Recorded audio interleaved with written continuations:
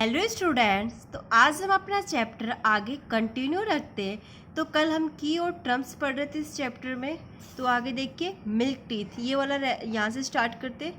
The first set of teeth grown during the infancy and they fall off at the age between 6 to 8 year, these are called milk teeth. ठीक है, जो first set of teeth मतलब कि जो हमारी जन्म के बाद जब होते हैं ना, एक 6 मंथ या 7 मंथ के बाद हमारे जो टीथ आना स्टार्ट होते हैं। ठीक है, तो वो दांत आने स्टार्ट होंगे, तो वो हमारा कौन सा सेट कहलाएगा? फर्स्ट सेट ऑफ टीथ कहलाएगा। ठीक है, और उसके बाद क्या होते हैं, वो टीथ क्या हमारे 6 या 8 ईयर के बाद क्या होते हैं, वो गिर जाते हैं, वो सारे दांत टूट जाते हैं, फिर हमारे नए दांत आते हैं। ठीक है, वो टीथ कौन से कहलाते हैं? मिल्क टीथ कहलाते हैं, जो हमारे फर्स्ट सेट ऑफ टीथ होते हैं, मतलब कि जन्म के बाद आते हैं वो पहली बार। मोलर, ठीक है, ये किसके टाइप्स थे? हमारे टीथ का टाइप्स था ना। तो देखिए इसमें, the molar of molar teeth are large. जो मोलर्स होते हैं ना, जो मोलर्स मतलब जो मोलर टीथ होते हैं, उनका कंबाइंड रूप क्या कहलाता है? मोलर्स। ठीक है, एक होता है टीथ मोलर, तो वो क्या कहलाता है? एक मोलर। ठीक है, of molar teeth are large, कैसे होते हैं? बड़े होते हैं। Flat teeth at back at the of the mouth, और कैसे होते हैं? फ्लैट होते हैं, सीधे होते हैं teeth at back of the mouth, और माउथ के पीछे की तरफ होते हैं। They are more developed in mammals, ये क्या होते हैं? बहुत ज़्यादा डेवलप होते हैं। डेवलप मतलब डेवलप होते हैं, मतलब ज़्यादा बड़े बड़े होते हैं, बड़े। ठीक है, इन मैमल्स में। ठीक है, डेवलप होना, किसी चीज़ का बदलना। ठीक है, मैमल्स में, मैमल्स कौन हो गए? हम ह्यूमंस हैं, जो क्या होते हैं? जो ऐसे जीव या ठीक है एनिमल्स, वो क्या करते हैं? जो वो क्या करते हैं? एक बच्चे को जन्म देते हैं। ठीक है, वो क्या किस में आते हैं? मैमल्स में आते हैं, हम मैमल्स में आते हैं। ठीक है, और जो बच्चे को जन्म देते हैं वो मैमल्स में आएंगे, और जो क्या बोलते हैं अंडे को देते हो, कोई ऐसा पक्षी होगा, वो मैमल्स में नहीं आएगा। ठीक है, बर्ड्स हो गए और अदर ऐसे एनिमल्स भी होते हैं जो क्या कहते हैं? सिर्फ अंडे को जन्म देते हैं, है ना, अंडा देते हैं, वो क्या होगा? मैमल्स में नहीं आएगा। जैसे कुत्ता बिल्ली क्या होते हैं? मैमल्स में आ रहे हैं। They are use primary to grind food during chewing, ये क्या काम आता है? दे आर यूज, ये आवश्यक होते हैं प्राइमरी, पहले, टू ग्राइंड, ग्राइंड मतलब पीसना, फ्रॉम ड्यूरिंग च्यूइंग। ठीक है, च्यूइंग मतलब चबाने। ये सबसे पहले हमारे किसके काम आते हैं? वो प्राइमरी काम करते, फूड हमारे माउथ के अंदर जाएगा, तो सबसे पहले ग्राइंड करेंगे, उनको तोड़ेंगे, और उसके वो फूड, उसके बाद क्या करेंगे? चबाने में हेल्प करते हैं। Pre permanent teeth, permanent teeth कौन से होते हैं? ठीक है, any of second set of teeth a mammal that follow the milk teeth are called permanent teeth.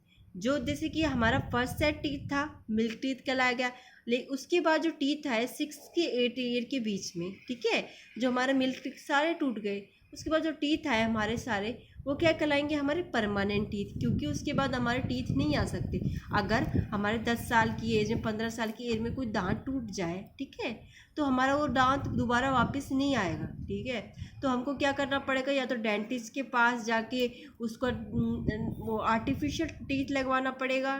ठीक है, आर्टिफिशियल टूथ लगवाना पड़ेगा, या तो फिर हमें अवॉइड करना पड़ेगा, बिना दांत के रहना पड़ेगा।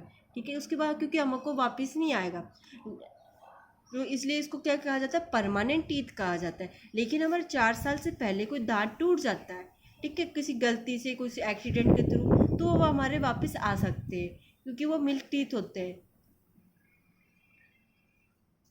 ईसोफेगस, ठीक है, इसमें ओ साइलेंस होता है, इसलिए इसको ईसोफेगस बोला जाता है।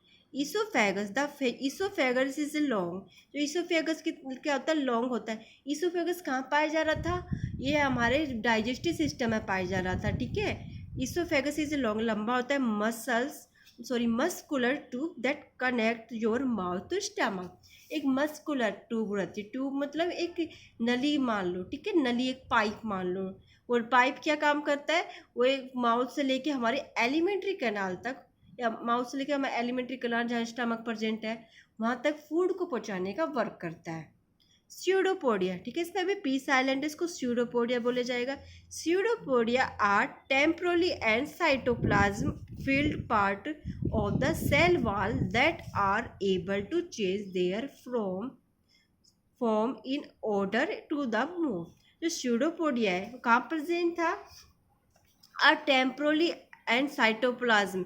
ये क्या होता है? टेम्पोरली होता है। एक तो होती है चीज़ जो परमानेंट होती है, एक होती है टेम्पोरली। ठीक है, परमानेंट चीज़ क्या करती है? वो हमेशा के लिए रहती है, और टेम्पोरली मतलब थोड़े दिन समय के लिए रहेगी। ठीक है, बाद में चली जाएगी, उसको टेम्पोरली बोलते हैं।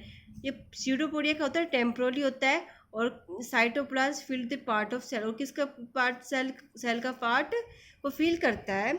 सेल वाल जो प्रेजेंट होती है, जिसके थ्रू क्या करता है? वो मूव कर सकते हैं। और ये किस में पाया जा रहा था? हमारा अमीबा में पाया जा रहा था ना, सिंगल सेल माइक्रो ऑर्गेनिज्म था, जिसमें क्या पाया जाता है? स्यूडोपोडिया पाया जाता है, जिसके थ्रू वो क्या करता है? मूव कर पाता है। उसके पैर तो थोड़े पैर नहीं थे, लेकिन वो मूव कैसे करेगा? मूव करने के लिए कुछ तो होना चाहिए उसकी बॉडी में। तो क्या प्रेजेंट था? स्यूडोपोडिया एक चीज़ प्रेजेंट थी, जिसके थ्रू वो क्या करता था? मूव करता था एक स्थान से दूसरे स्थान पर। और क्या करता था? ईट करता था फूड खाने के लिए।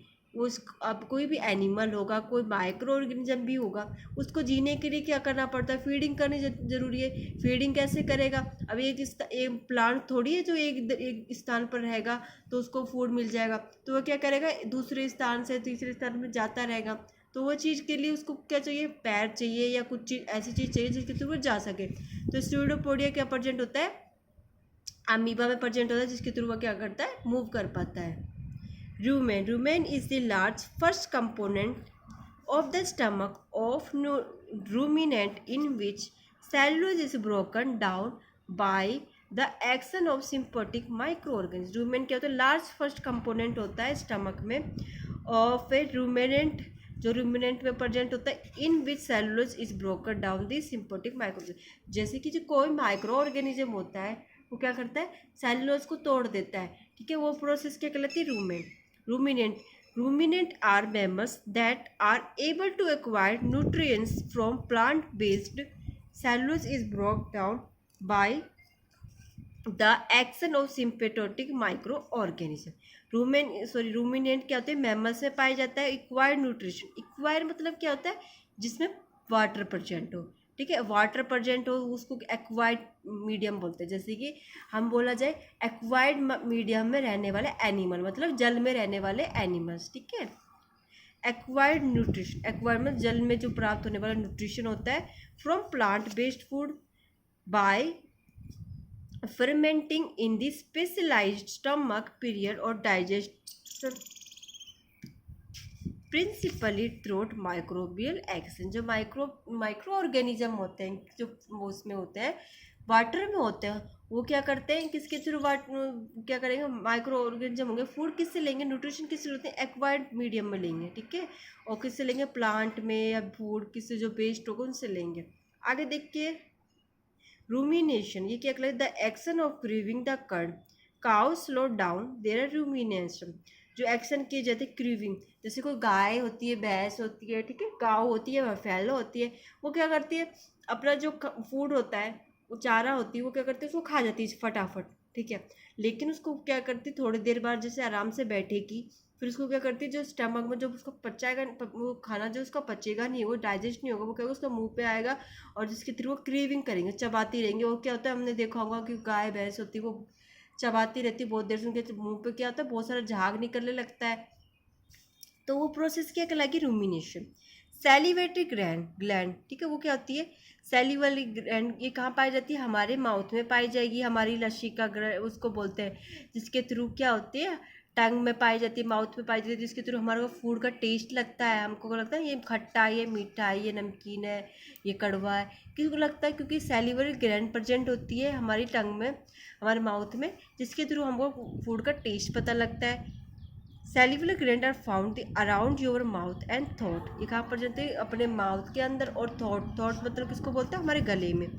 दिस ग्लैंड प्रोड्यूस सैलिवा, ये क्या प्रोड्यूस करेंगे? सैलिवा प्रोड्यूस करेंगे। हमारे सैलिवा को हिंदी में बोलते हैं लार, which moisten the mouth to help prevent क्रू एंड सोलन फूड। ये किसी के लिए हेल्प करेगी? अब देखो हमारा माउथ है, उसमें बिल्कुल सूखा रहेगा।